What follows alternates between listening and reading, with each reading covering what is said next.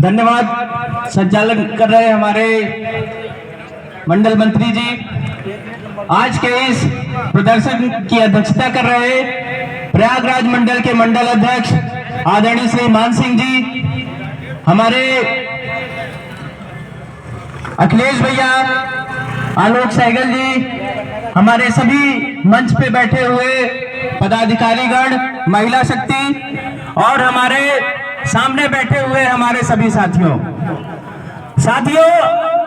Meeting किस लिए रखी गई है, मीटिंग का उद्देश्य क्या है, ये मुझे लगता है कि आप सभी लोगों को पता चल गया होगा। साथियों, हमारा अभी आप लोग गए होंगे, आगरा में अधिवेशन हुआ था, इसके पहले सिकंदराबाद में हुआ था।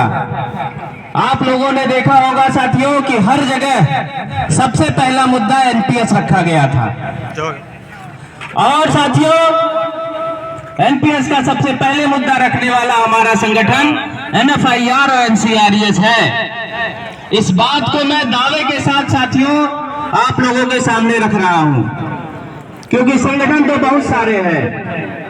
साथियों, आप लोगों को याद होगा कि एक बार आह्वान हुआ था कि दिल्ली जो है, दिल्ली में कूच करने का, हमारा एनएफआईआर एनसीआरएस एक साथ पूरे भारतीय रेल से दिल्ली जा रहा था और हम लोग गए थे। वहीं हमारे कुछ सिस्टर यूनियन, जिनको कहा जाता है सिस्टर तो कहना ही नहीं चाहिए, लेकिन एक मर्यादा होती है साथियों।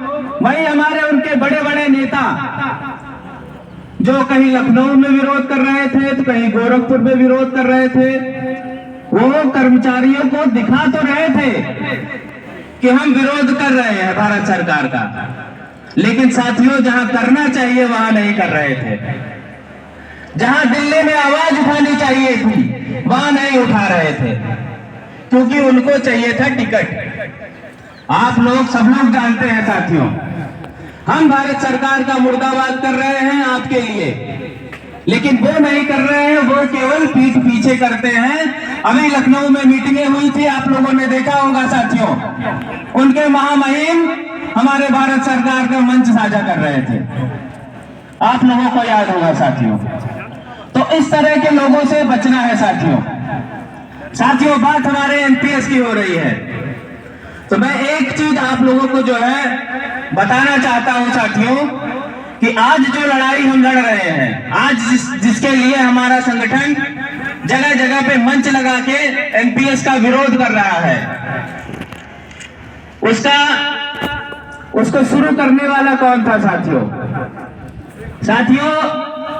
जो हमारे केंद्र सरकार में बैठे नेतागण हैं साथियों, ये लोग अपने लिए तो पेंशन ले रहे हैं, इनको पेंशन चाहिए साथियों, और इनको एक पेंशन नहीं, ये जितनी बार अपने विधानसभा सीट से जीत के आएंगे उतनी बार इनको पेंशन चाहिए।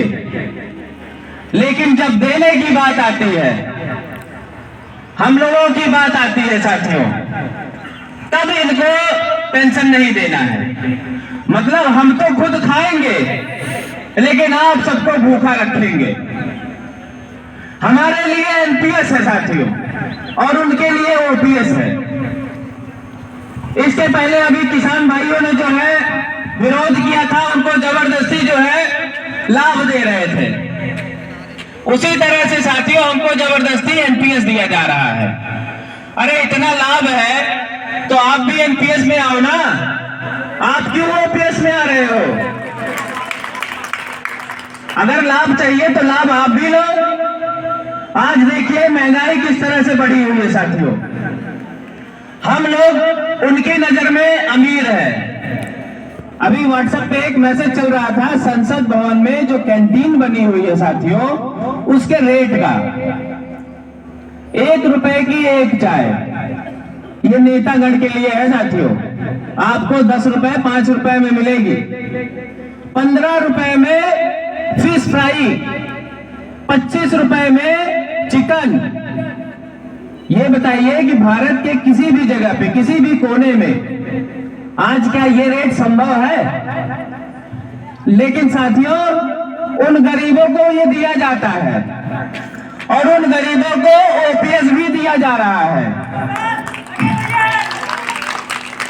तो मैं आप लोगों से आह्वान करूंगा साथियों, क्योंकि हम ऐसे संगठन से हैं, हमारा नेतृत्व ऐसा संगठन कर रहा है कि जो डिमांड हम अपने मन से, जैसे अभी हमारे भारत भूषण मिश्रा जी ने बताया साथियों, कि अगर मन में जज्बा होगा, हिम्मत होगा और साहस होगा तो लेके रहेंगे साथियों। और हम अपनी डिमांड को जैसे भी हो, जिस स्तर पे जाना हो उस स्तर पे जाके लेके रहेंगे साथियों। एनपीएस हमें नहीं चाहिए तो नहीं चाहिए साथियों।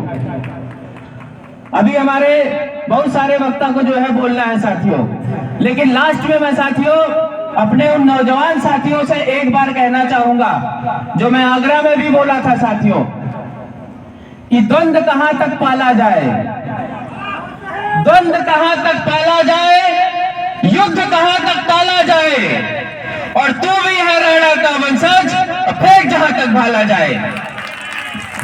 जब तक साथियों हम फेसबुक व्हाट्सएप पे लड़ेंगे तब तक हमें नहीं मिलेगी। जब तक हम धरातल पे नहीं आएंगे तब तक हमें कोई देने वाला नहीं है, क्योंकि वो तो ठान के बैठे हैं पटेल जी। एक बार बोनस दिया जाता है तो सारे मीडिया में हल्ला मचाया जाता है कि केंद्र सरकार के ऊपर इतना आर्थिक बोझ आया है। तो इस तरह का जो है फैलाया जाता है आम पब्लिक में साथियों।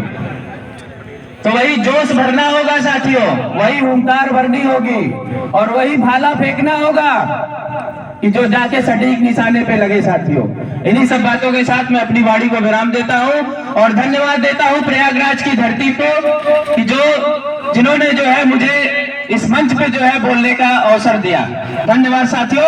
एनसीआरएस जिंदाबाद, जिंदाबाद जिंदाबाद, जिंदाबाद, जिंदाबाद, जिंदाबाद।